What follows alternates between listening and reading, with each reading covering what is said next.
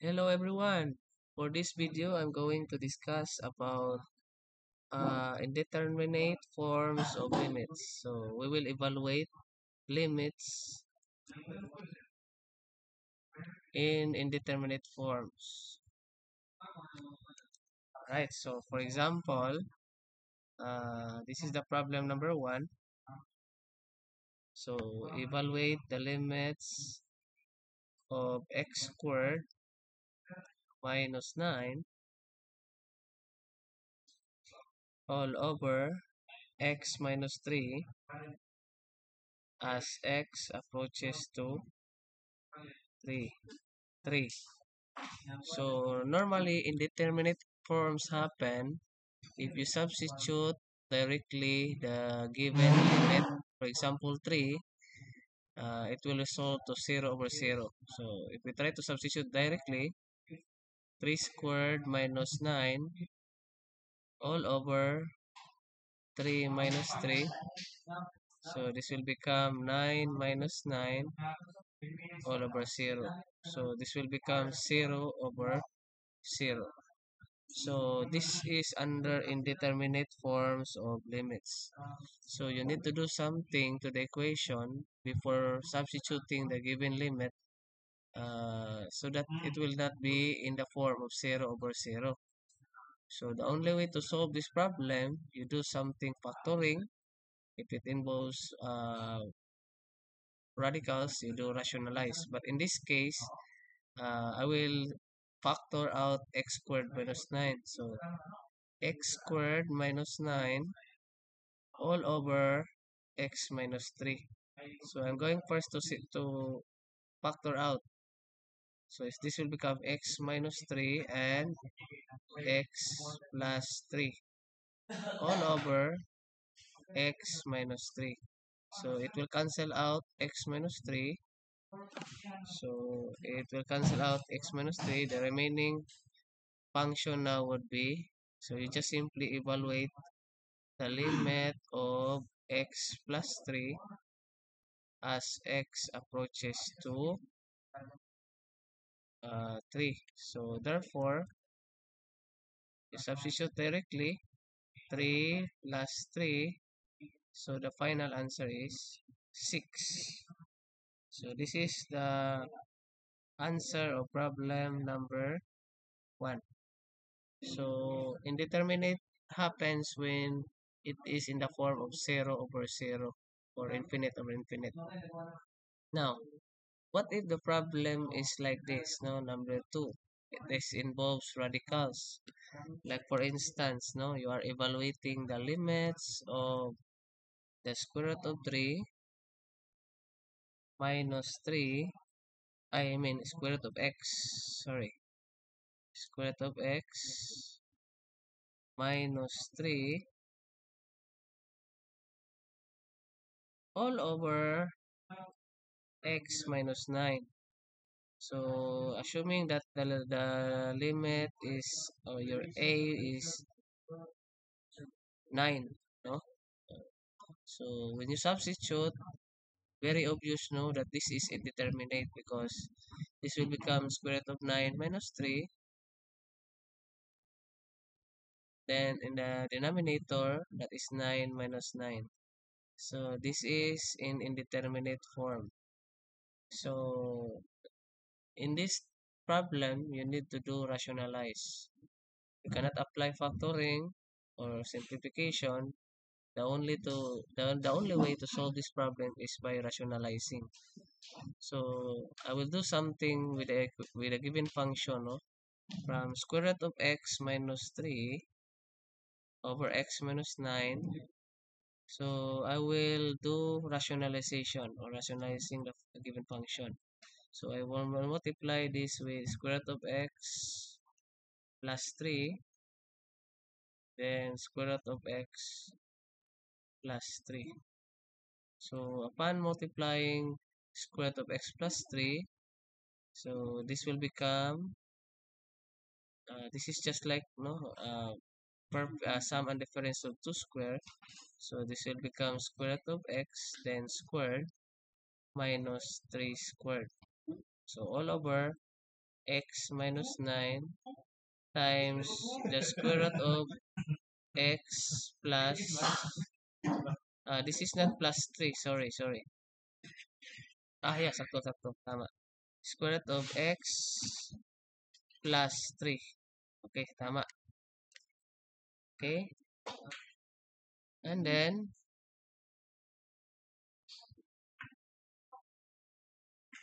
with this, after so it will cancel out, no, the square root. This will become x minus 9. So therefore, this is x minus 9 all over x minus 9 times square root of x plus 3. So if you notice, the x minus 9 cancel out. So from square root of x minus 3 over x minus 9, the function now would be the limit of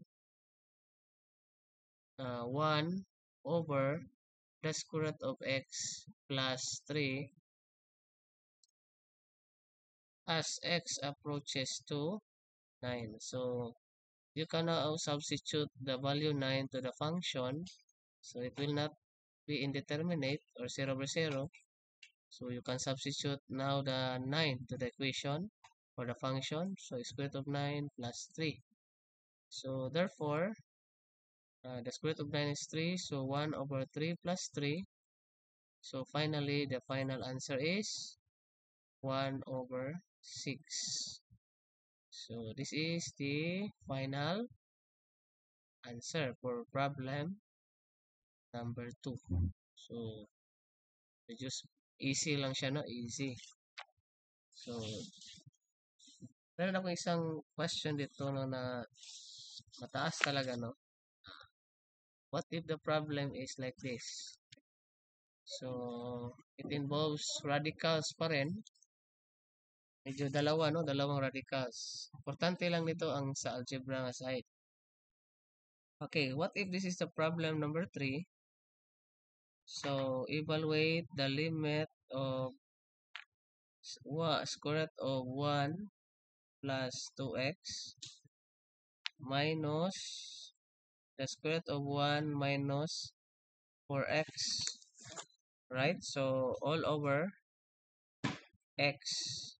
So yung limit niya is yung a value niya is 0. So very obvious, when you substitute 0 in the denominator, this will become 0 here. And then this one, 1 plus 2 times 0, 0. Minus 1 minus 4 times 0. So 0. So very obvious na it is indeterminate forms. Or the given limit is indeterminate forms. So in order to solve this, you do something, no? We cannot do factoring, but instead we apply again rationalizing the radicals. So we rationalize this function. So with this, you copy the given function 1 plus 2x minus square root of 1 minus 4x all over x. So this is minus, so we will multiply it with its conjugate. So if it is minus, then plus. So square root of 1 plus 2x, then plus the square root of 1 minus 4x. Okay? Then square root of 1 plus 2x plus square root of 1 minus 4x. Okay? Simplify mo muna ha yung given function.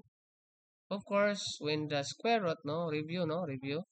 When you have a square root of x, then you raise it with, for example, in order to eliminate this, you square the square root.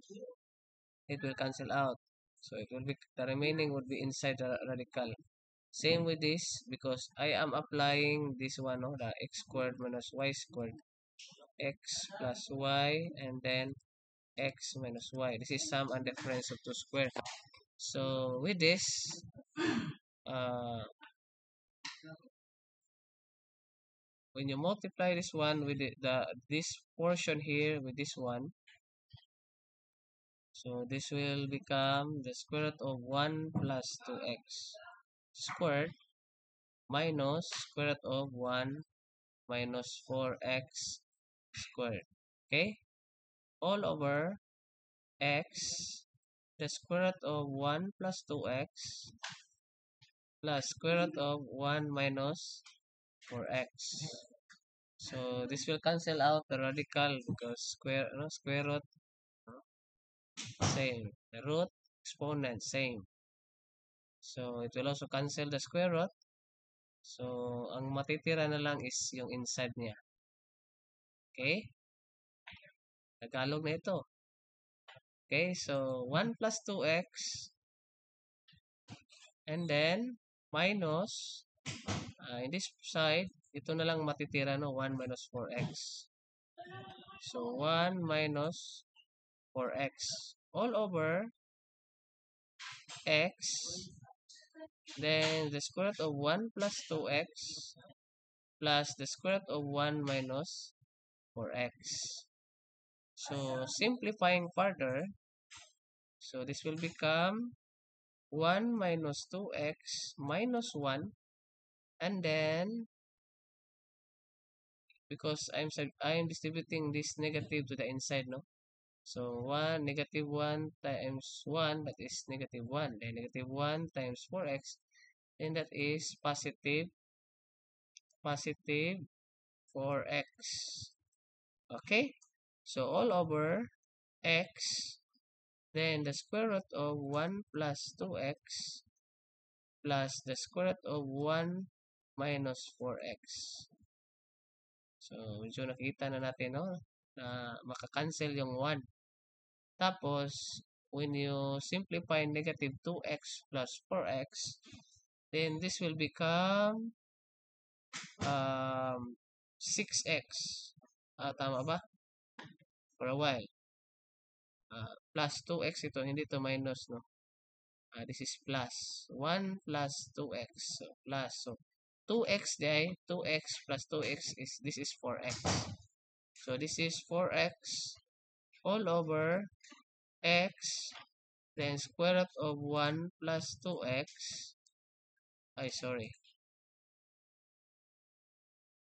and then plus the square root of 1 minus 4x. Shout out ko yung mga kakapwa ko na vlogger, ha? Si Engineer GBB at saka si Kuya Bugs, no? Rosin Bugna. Okay? Shout out today si Laverne. Yan. So, moving forward, it will cancel out the x. So, wala na si x, no? Cancel na. So, this is not 4x, but rather, this is 6x. So, 2 plus 6 pala yan. Okay, 2 plus 4, 6x. Still, cancel out the x. So, yung natitira na lang, shout out din, no? Si Sir Idol, Sir Pakavis, no? Engineer Pakavis, no? Shout out din. And then, this is 6 over the square root of 1 plus 2x plus the square root of 1 minus 4x. So, ito na lang yung natitira. And then, we will check if we evaluate the limit of that. So, limit of 6 all over square root of 1 plus 2x plus the square root of 1 minus 4x. So, yung limit niya is, or value niya is substitute is 0. So, we will check if magiging 0 over 0 pa ba. Hindi na siguro kasi 6 na nasa taas. So, this is 1 plus 2 times 0 plus the square root of 1 minus 4 times 0. So, with this problem, 6 all over the square root of 1 plus the square root of 1. So, this will become 6 all over 1 plus 1. Finally, the final answer is equal to 6 divided by 2, that is 3. So this is the final answer. So careful lang tayo mga kalods, no, in solving this, especially in simplifying this side of ito. Probably baka magkakamali, no? When you multiplying 1 plus 2x, then 1 plus 2x, although it matters on plus and minus, so this is sum and difference of two squares. So careful lang tayo dyan na part, baka magkamali, no? So just review your radicals, low radicals, of course your simplification. Yun lang importante. Okay? So I hope, no, nakatulong yan, no? Nakatulong yan yung problem na ibinigay ko. This is just part 1 of indeterminate limits. So, hintay-hintay kayo sa part 2 ng discussion on indeterminate limits, and keep on supporting Lods LAC. Follow, like, and share. Subscribe to my channel, Larry Angelo Cañete. Subscribe to my Facebook, Larry Angelo Cañete. Salamat po. Malapit na po tayo sa 8,000, no? 8,000 na followers sa Facebook. Sa YouTube ko, kunti-kunti pa, almost 1,000 pa. Malayo pa. Sana makarating ito ng millions of views, mga kalods. So, thank you and salamat.